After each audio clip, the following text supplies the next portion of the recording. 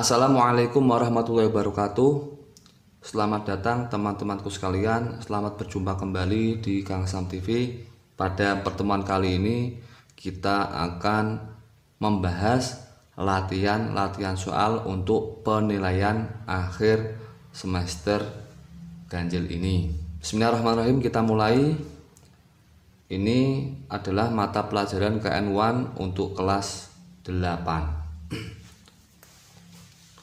Pilihlah jawaban yang paling tepat dengan memberi tanda silang pada huruf A, B, C, atau D pada lembar jawaban yang tersedia. Soal nomor 1. Jalan yang ditempuh, aliran, pendapat atau faham, merupakan pengertian madhab secara apa?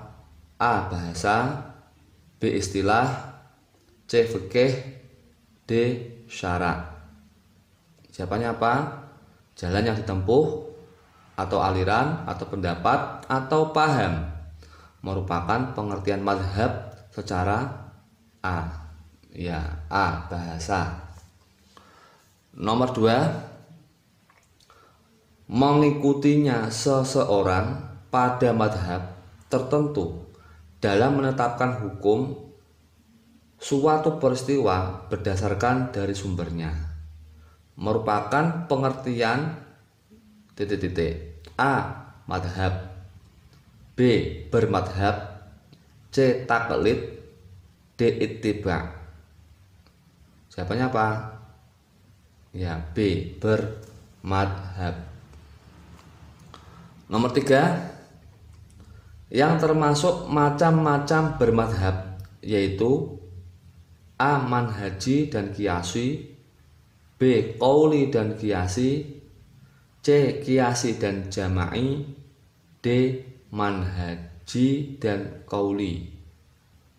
Macam-macam bermadhab apa? Ya, jawabannya adalah D. Manhaji dan qauli. Soal nomor 4. Mengikuti fatwa atau pendapat seseorang imam mujtahid tentang hukum suatu peristiwa yang diambil dari Al-Quran dan hadis adalah pengertian bermadhab secara A. Manhaji, B. Qauli, C. Qiyasi, D. Jama'i. Jawabannya apa? Mengikuti fatwa atau pendapat. Jawabannya adalah qauli, B. Nomor 5. Ridwan merupakan seorang yang masih awam dalam ilmu agama sehingga belum mampu memahami Al-Quran dan hadis secara baik dan benar. Maka Ridwan memutuskan untuk mengikuti salah satu madhab agar terhindar dari kesalahan dalam masalah agama. Dengan demikian, maka mengikuti madhab hukumnya Apakah A. Wajib, B. Sunnah, C. Mubah, D. Makruh. Jawabannya apa? Mengikuti madhab hukumnya apa? Ya, A. Wajib. Nomor 6. Pelopor madhab Hanafiyah yaitu A. Ahmad bin Hambal, B. Abdullah bin Idris, C. Abdullah bin Sabah, D. Nu'man bin Sabit. Pendiri madhab Hanafi atau Hanafiyah yaitu ya D. Nu'man bin Sabit atau dikenal dengan Imam Hanafi. Nomor 7. Nama lengkap Imam Hambali yaitu Imam Ahmad bin Hambal bin Hilal bin A. As'ad al-Ashbahi, B. As'ad al-Kufi, C. As'ad, D. As'ad al-Syaibani. Jawabannya apa? Ya, A. As'ad al-Ashbahi. Nomor 8. Berikut ini yang termasuk Madzhabul Arba'ah atau madhab 4 madhab adalah titik-titik kecuali yang termasuk madzhabul arba atau 4 madhab, kecuali A. Madhab Maliki, B. Madhab Syafi'i, C.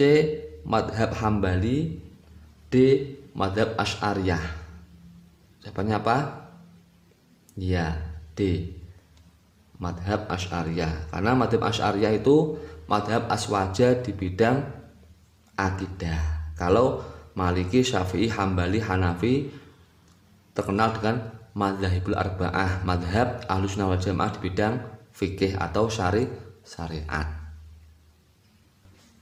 Nomor 9, madhab Syafi'i dipelopori oleh Muhammad bin Idris Asy-Syafi'i. Beliau merupakan seorang imam besar yang mahir ilmu bahasa, fikih, hadis, serta tajam pikirannya. Beliau adalah seorang ulama yang lahir di kota Gaza atau Hoza. Kota Gaza ini terletak di negara A. Turki, B. Arab Saudi, C. Israel, D. Palestina. Jawabannya apa? Ya, D. Palestina. Nomor 10, Imam Malik bin Anas lahir di negara Arab Saudi. Tepatnya di kota apa? A. Makkah, B. Madinah, C. Riyadh, D. Jeddah.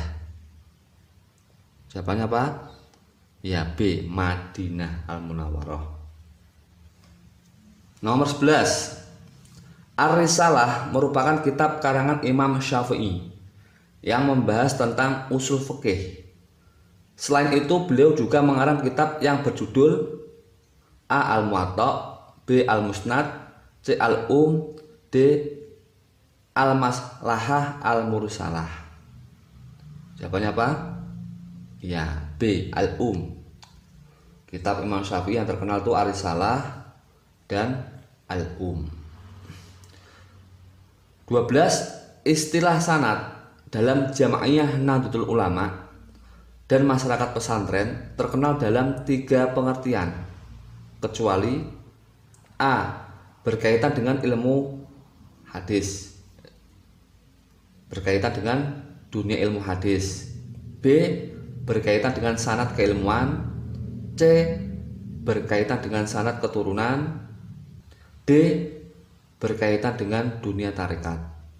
Jadi istilah sanad dalam NU dan pesantren itu meliputi 3 hal, kecuali apa? Kecuali ya, C. berkaitan dengan sanad keturunan. Nomor 13, agar tidak salah dalam mencari ilmu, seseorang harus memperhatikan sanad keilmuannya seorang guru. Dengan demikian, sanad secara bahasa berarti A. jalan, B. silsilah, C. urutan, D. sandaran. Apa? Jawabannya ya, D. sandaran. Nomor 14, Ridwan adalah seorang santri di pondok pesantren Raudhatul Mubtadiin. Dia telah menyelesaikan belajarnya di pondok sehingga ia memperoleh ilmu dalam kitab Safinatun Najah dari Kiai A. Kiai A memperoleh ilmu dari Kiai B dan seterusnya, sehingga sampai kepada Rasulullah SAW. Contoh tersebut merupakan pengertian A. sanad keilmuan, B.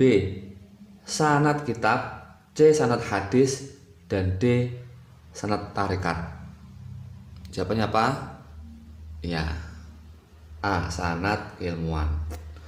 Nomor 15, istilah sanad dalam dunia tarekat dihubungkan dengan persambungan silsilah sanad dari A. seorang perawi, B. guru, C. guru mursyid, D. amalan dzikir. Jawabannya apa? Sanad dalam dunia tarekat dihubungkan dengan ya guru mursyid. Nomor 16, dalam kitab Ta'limul Muta'alim karya Syekh Zarnuji dijelaskan bahwa seseorang dalam memilih guru jangan sampai sembarangan. Di dalam memilih guru sebaiknya harus guru yang kecuali titik-titik. A. Pandai, B. Wirai, C. Banyak hartanya, D. Lebih tua. Jadi di dalam memilih guru itu sebaiknya guru yang bagaimana? Kecuali ya C. Banyak hartanya. 17. Sanad keilmuan NU atau Nahdlatul Ulama tidak bisa lepas dari pendiri Nahdlatul Ulama itu sendiri, yakni A. Kiai Haji Wahab Hasbullah, B. Kiai Haji Khalil Bangkalan, C. Kiai Haji Bisri Samsuri, dan D. Kiai Haji Hasyim Asy'ari. Jawabannya apa? Ya D. Kiai Haji Hasyim Asy'ari.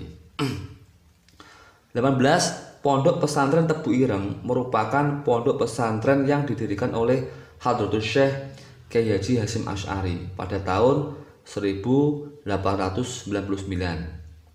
Pondok pesantren ini berada di Jawa Timur, tepatnya berada di Kabupaten A. Bangkalan, B. Jombang, C. Gresik, D. Jember. Jawabannya apa? Ya B. Jombang. 19. Kiai Haji Hasyim Asy'ari mempunyai seorang guru yang bernama Kiai Haji Khalil Bangkalan.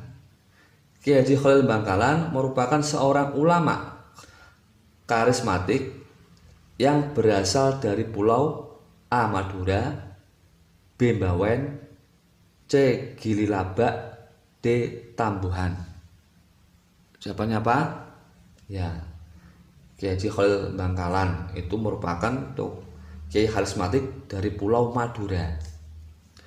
Nomor 20, Nahdlatul Ulama merupakan organisasi yang didirikan di Surabaya pada tahun 1344 Hijriah, tepatnya pada tanggal A. 16 Muharram, B. 16 Rajab, C. 31 Rajab, dan D. 26 Januari. Jawabannya apa? Karena ini tahunnya tahun Hijriah, maka tanggalnya tanggal Hijriah. Ya, 16 Rajab. 21. Nahdlatul Ulama merupakan organisasi keagamaan yang menganut faham A. Ahlus Sunnah wal Jamaah, B. Mu'tazilah, C. Khawarij, D. Qadariyah. Jawabannya apa? Ya A. Ahlus Sunnah wal Jamaah. 22. Tanggal 31 Januari tahun 1926, para ulama sepakat mendirikan sebuah organisasi yang diberi nama Nahdlatul Ulama. Nahdlatul Ulama sendiri secara bahasa berarti atau mempunyai arti apa? A. Kumpulan para ulama, B. Kesepakatan para ulama, C. Kesatuan para ulama, dan D. Kebangkitan para ulama. Jawabannya apa? Ya D. Kebangkitan para ulama. Soal nomor 23. Berikut ini merupakan nama-nama utusan untuk menemui Raja Ibnu Saud, kecuali A. Kiai Haji Wahab Hasbullah, B. Kiai Haji Dahlan Abdul Qohar, C. Kiai Haji Raden Asnawi, dan D. Syekh Ghunaim Al-Misri. Jawabannya apa? Ya B. Kiai Haji Dahlan Abdul Qohar. 24.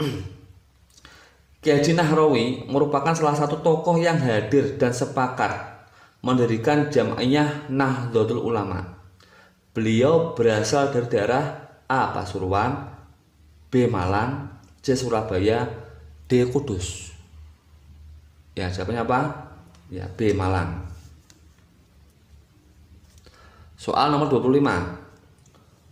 Wadah pengkaderan dalam bidang pendidikan, sosial, politik, dan keagamaan kaum santri disebut dengan istilah A. Taswirul Afkar, B. Nahdlatul Tujar. C. Taswirul Tujar. D. Nahdlatul Waton. Jawabannya apa? Ya, A. Taswirul Afkar. Nomor 26. Tahun 1916, para santri membentuk sebuah organisasi sebagai wadah perjuangan melawan penjajah yang diberi nama A. Nahdlatul Fikri, B. Nahdlatul Tujar, C. Nahdlatul Waton, dan D. Taswirul Afkar. Jawabannya apa?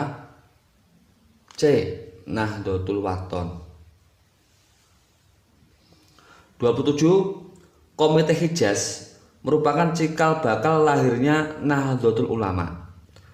Komite ini ditugaskan untuk menemui Raja Saud yang berada di A. Makkah, B. Jeddah, C. Riyadh di Turki. Jawabannya apa? Ya, A. Makkah. 28. Komite Hijaz telah berjuang untuk mempertahankan faham A. Syiah, B. Mu'tazilah, C. Aswaja, D. Wahabi. Komite Hijaz itu berjuang mempertahankan faham Aswaja, C. Ahlus Sunnah wal Jamaah. 29. Muktamar yang pernah diadakan oleh Raja Ibnu Saud bertempat di A. Madinah, B. Makkah, C. Palestina, D. Turki. Jawabannya apa? Ya, B. Makkah. Nomor 30. Yang bukan termasuk tujuan didirikannya Jamaiyah Nahdlatul Ulama adalah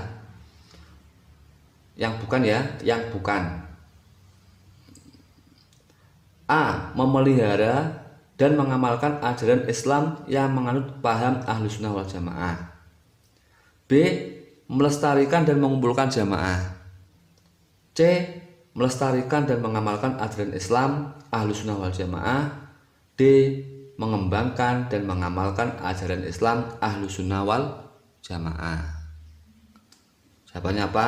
Yang bukan termasuk tujuan didirikannya Jamaiyah Nahdlatul Ulama adalah B. Melestarikan dan mengumpulkan jamaah. Nomor 31. Amin adalah seorang yang berasal dari kota Semarang. Ia adalah mahasiswa di perguruan tinggi ternama di kota Jakarta. Suatu saat ia pulang ke kampung dan pada saat diajak ikut aktif di Jamaiyah NU atau Nahdlatul Ulama, ia malah mengatakan ora usah NU-NUan, sing penting Islam. Padahal ia berasal dari keluarga NU yang tulen atau NU tulen. Nah, sikapnya Amin ini menunjukkan apa? A. Menyadari pentingnya berpegang pada as-sawabil a'dham atau golongan mayoritas. B. Menyadari pentingnya berislam secara berjamaah. C. Menyadari pentingnya berislam yang mengikuti jamaah. D. Tidak menyadari pentingnya berislam yang mengikuti jamaah. Jadi jawabannya apa? Sikap Amin ini menunjukkan D. Tidak menyadari pentingnya berislam yang mengikuti jamaah. Nomor 32. Nama lengkap Hasan Gippo adalah A. Abdul Latif Sagipuddin, B. Hasan Basri, C. Haji Turmuli, D. Abdul Latif Sagipuddin. Jawabannya apa? Ya, B. Hasan Basri. Soal nomor 33. Kiai Haji Hasan Gippo merupakan seorang yang kaya dan telah banyak membantu perjuangan NU, terutama dalam bidang ekonomi. Profesi beliau adalah A. Pejabat, B. Pengusaha, C. Politikus, D. Saudagar. Jawabannya apa? Ya, D. Saudagar. Nomor 34. Peran Kiai Haji Hasan Kipo dalam pembentukan Komite Hijaz sangat strategis, yakni A. Diplomat, B. Memperkenalkan kepada para tokoh, C. Penggalangan dana, D. Melobi tokoh. Di peran Kiai Haji Hasan Kipo dalam pembentukan Komite Hijaz. Ya, karena beliau adalah saudagar kaya raya, maka beliau itu mempunyai peran penggalangan dana atau C. Nomor 35. Kiai Haji Hasan Kipo lahir di A. Jakarta, B. Surabaya, C. Madura, D. Jember. Jawabannya apa? Ya, B. Surabaya. 36.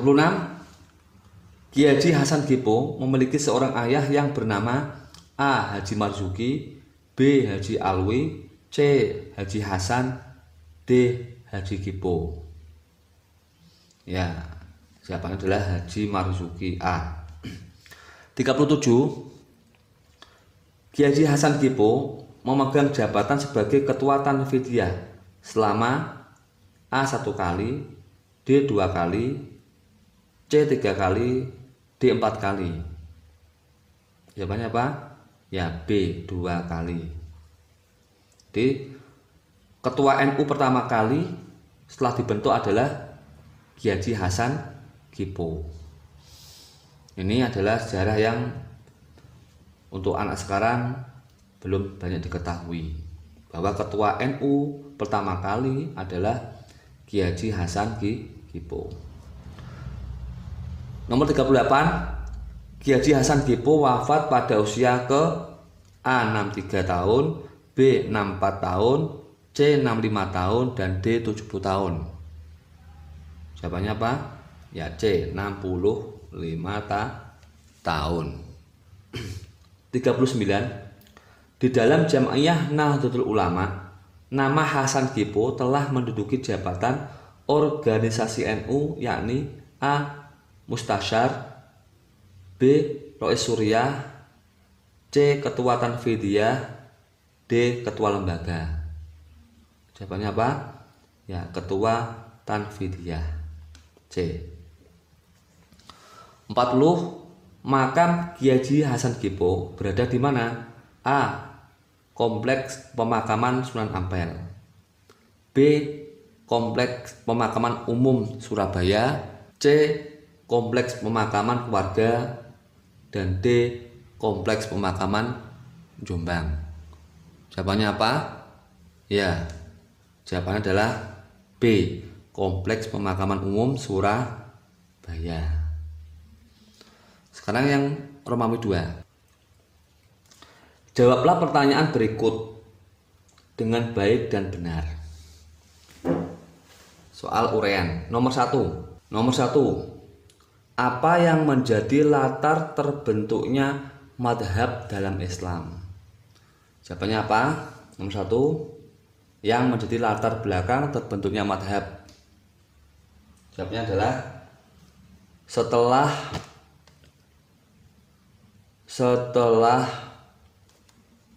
Rasulullah Shallallahu Alaihi Wasallam wafat, para sahabat tersebar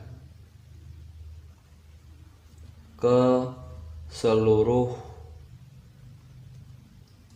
penjuru negeri Islam. Sementara itu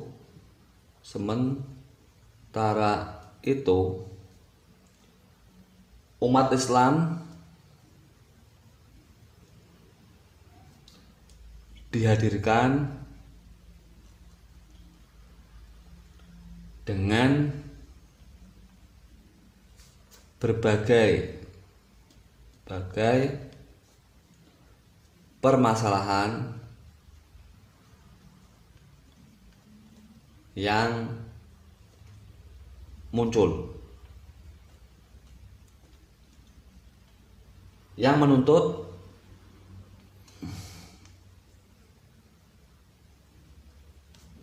para sahabat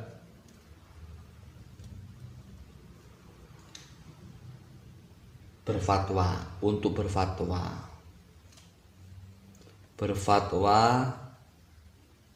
atau berijtihad. Nah ini jadi madhab itu terbentuk karena apa? Karena setelah Nabi wafat itu Islam sudah tersebar ke seluruh penjuru negeri Islam. Sementara itu umat Islam itu dihadirkan dengan berbagai masalah. Kalau pada zaman Nabi setiap ada masalah langsung dijawab oleh Nabi sendiri. Nah sekarang Nabi sudah wafat. Nah bagaimana? Maka ketika masalah muncul, para sahabat itu berfatwa sendiri atau beristihad. Itu yang menjadi latar belakang munculnya madhab dalam Islam. Jadi asal muasalnya adalah karena Islam sudah tersebar ke seluruh penjuru negeri Islam. Sementara itu umat Islam dihadirkan dengan berbagai masalah yang muncul, yang menuntut para sahabat untuk berfatwa atau berijtihad. Nomor 2, mengapa seorang muslim yang awam itu harus mengikuti madhab atau bermadhab? Mengapa orang muslim yang awam itu harus mengikuti madhab atau bermadhab? Apa alasannya? Jawabannya adalah untuk menghindari kesalahan dalam masalah agama. Jadi alasan mengapa orang Islam atau Muslim yang awam itu harus mengikuti madhab atau bermadhab agar terhindar dari kesalahan dalam masalah agama atau untuk menghindari kesalahan dalam masalah agama. Nomor 3, mengapa sanad keilmuan seorang guru itu sangat penting, terutama dalam mempelajari ilmu agama. Jadi mengapa sanad keilmuan seorang guru itu sangat penting, terutama dalam mempelajari ilmu agama. Kita harus mempunyai sanad atau sambungan ilmu dengan seorang kiai atau guru. Itu sangat penting. Apa alasannya? Jawabannya adalah agar tidak keliru. Agar tidak keliru pikiran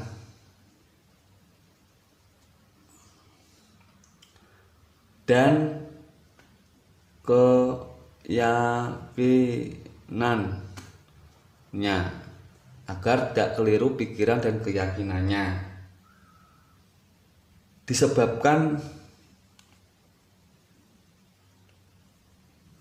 ilmu yang diperoleh.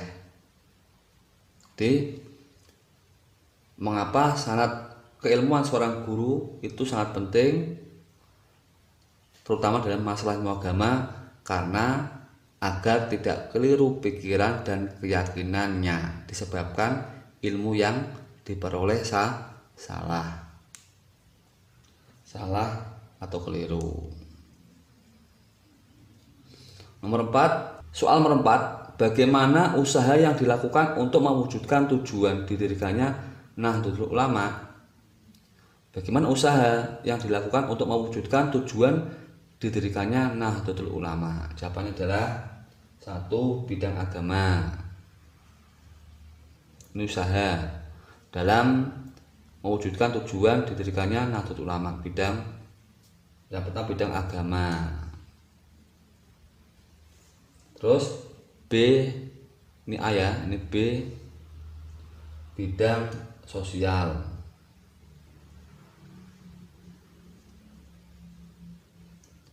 C. Bidang pendidikan. D. Bidang ekonomi.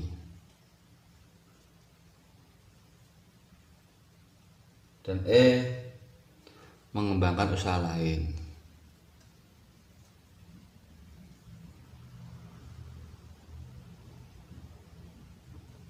Dalam bidang agama itu mengupayakan terlaksananya ajaran Islam yang menganut paham Ahlus Sunnah wal Jamaah menurut salah satu madhab 4.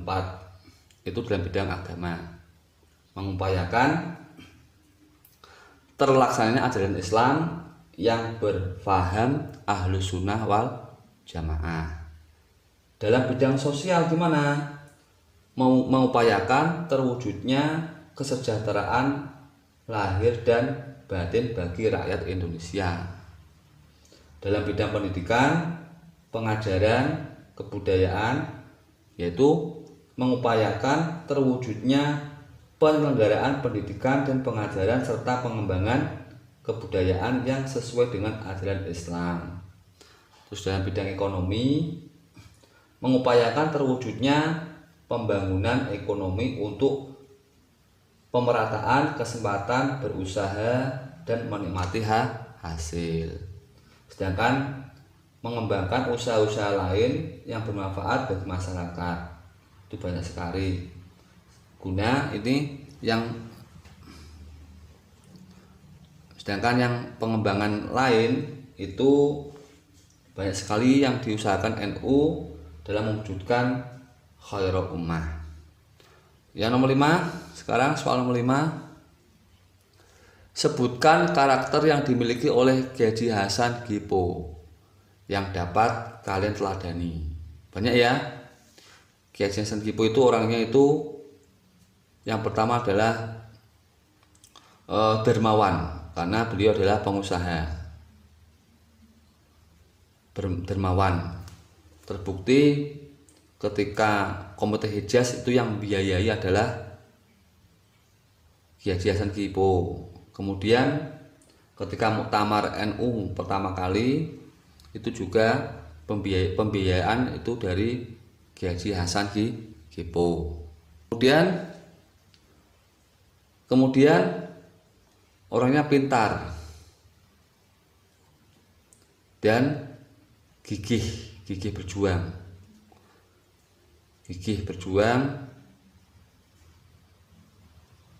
Dan nomor 4, pemberani. Itulah latihan-latihan soal KN1 kelas 8. Semoga bermanfaat. Saya akhiri. Assalamualaikum warahmatullahi wabarakatuh.